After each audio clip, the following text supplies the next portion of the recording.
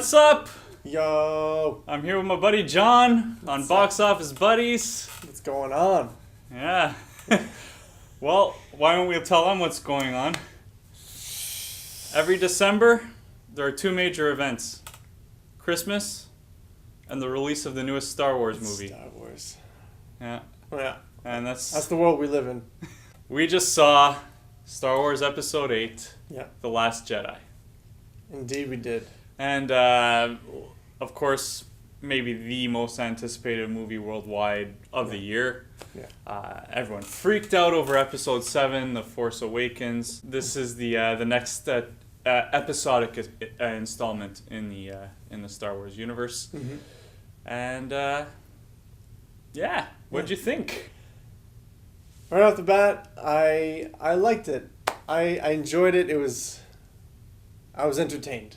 I'm also a fan of the episode 7, was Yeah. it? Force Awakens. I enjoyed that one. I enjoyed Kylo Ren and all the new characters they introduced. You didn't like it as much. Yes, you're right. I did not like 7 very much. It was an okay movie. Mm-hmm. The problem is that it was basically a remake of the very first Star Wars movie ever released, so it felt 100%. it felt so recycled. A remake of 4 with less interesting characters. I don't love the characters in the new trilogy. Okay. Few exceptions. Love Poe Dameron. I still want more of him as these go along. I thought again in Episode 8 his role was limited. Yeah, it definitely was. I want him to have his moment to shine, really. Mm-hmm. But this really is about Rey and Finn and Kylo Ren. Those are the pillars of these new Star Wars movies. Don't love the characters. Yeah, they're not poorly created characters. I just found them a little ordinary hero wise, and then villain wise. What I didn't love about 7 was I thought Kylo Ren was too weak of a villain. Okay. But I know that's what they were going for, and they continue that in Episode 8, and it works. It works. I'm not gonna rag on Kylo Ren's storyline like I would have with Episode 7. His arc was interesting, actually. I liked where they went. Overall, how did I feel about Episode 8? Yeah. I'm going to give it a middle of the road. This wasn't anything spectacular. Okay. This wasn't what I was hoping it would be. A lot of people were saying this is like the new Empire Strikes Back of Star Wars. It doesn't have that. No. It doesn't have that punch. It doesn't. No. I don't think it'll hold up as well 40 years from now as Empire Strikes Back does. No. Although I see myself watching this one again. I want to see it again, actually. Because I find they do, I don't know, maybe I'm just getting old or ADD kicks in a whole lot the older I get. But they throw there's a lot of visual stimulation going on, and it's quite quickly paced. I guess I'm old. I don't know. It's just it's quick, and it's jump here, jump here, jump here. So I feel like if I see it a second time, I'll probably take in a lot more. Speaking of old, Mark Hamill. Oh no, he's in this. I was really excited to have some Luke in Star Wars again. Yeah. I was okay with him. I feel like he performed better in these movies than he did back in the day. Honestly, that's... No, I felt like we definitely did have a more mature, not only mature Mark Hamill, but a more mature Luke Skywalker. Yes. But if you actually check out some things Mark Hamill's been saying in press junkets and stuff, he's been ripping into this movie and the development of his character and where the storyline's going. And I've got to say I agree with him. A lot of what they did, I was thrown off, and I thought there was a lot of wasted potential with his character. Yeah. And finally, it's been since 1983 since we've seen Luke Skywalker. So basically, 35 years later. Jeez. And you would think that they would do more. I'm not sure how I feel yet about a lot of things.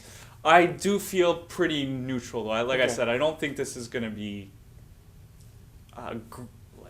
considered a great in terms of films. It might be the best since the original trilogy. When I look back, really, you feel that strong? I don't know. Yeah. It might be. It had enough. Okay. It had.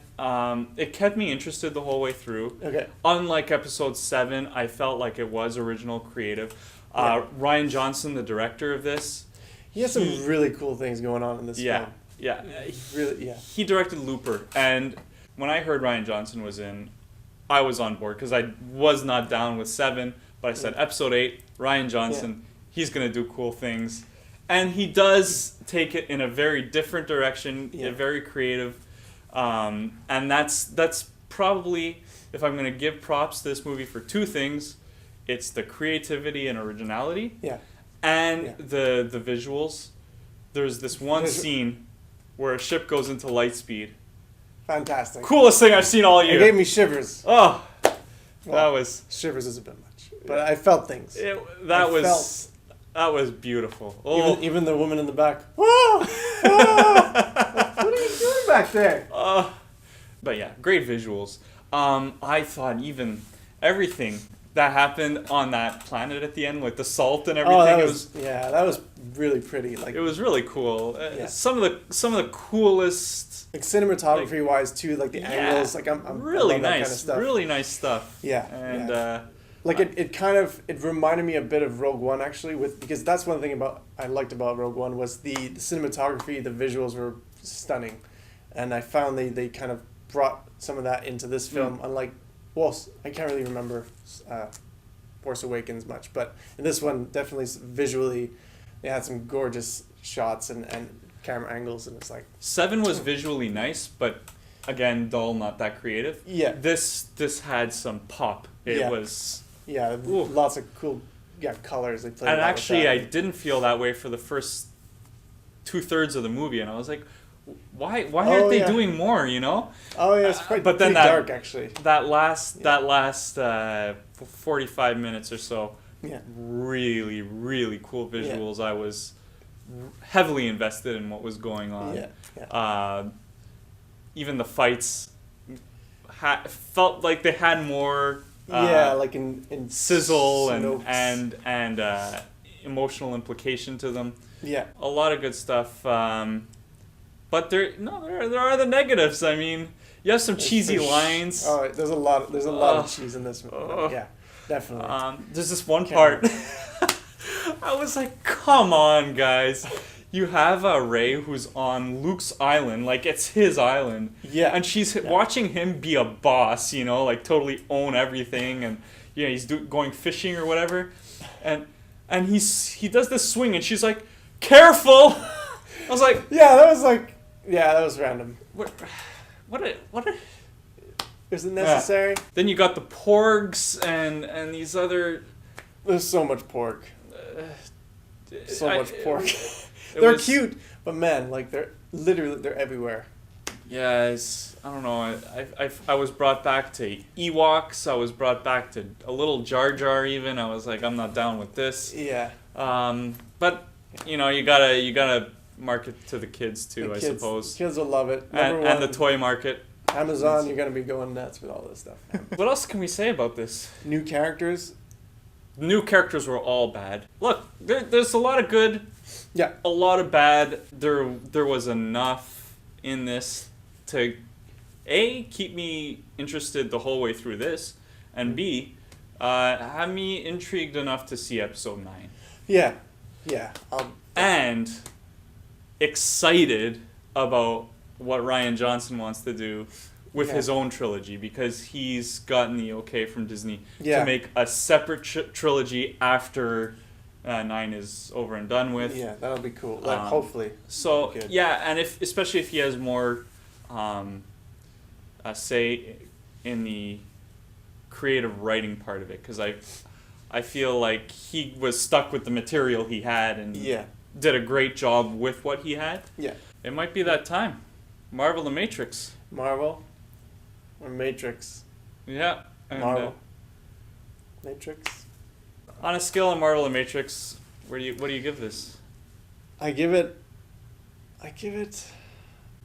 Iron Man. Thinking an Iron Man 1. Yeah. So you give it a Marvel. I give it a Marvel, but like a good quality Marvel. A higher tier Marvel. Higher tier Marvel. Okay. I really enjoyed Iron Man, and I think it was entertaining. On this Marvel The Matrix, I'm just gonna sandwich it in between two other Star Wars movies. Okay. And just kind of say it's in that range, like I said, middle of the road. So I'm gonna put it like right in between Episode 7 and Return of the Jedi. Yeah. It kind of falls in that range, you know? Yeah. Episode 7, which I thought this was actually a notch above, just because it was more creative and visually interesting. Yeah, definitely, yeah. Like, if you liked Episode 7, you'll definitely like this one. That's what I'd say. We saw this with someone else. Yeah, but My boy JB, who has done a few reviews in the past, really appreciates 7. Did he? Yeah. Oh, okay. He appreciates 7, and we have heated debates about 7 because I attack it and he adamantly defends it. Yeah. He was not a fan. This man was livid. he was practically speechless. I haven't seen him this angry since a game of Risk back in. Yeah, so I don't necessarily know if that'll be true. That if you like 7, you'll like 8, but 8 has its redeeming qualities for sure. Okay. If you like Star Wars, you're gonna see this anyway. My review doesn't matter. So, yeah, exactly. Thank you for watching, and make sure you subscribe to the channel if you haven't yet. Click and there. Share the video. If you agree with this video, make sure you show everyone that. Write angry comments. No, don't write angry comments. Be nice. Write angry comments. I'll read them. Now we're gonna get I might cry after after I read them, but that's okay. It's okay. And like the video. Check us out next week. We'll be back. All right.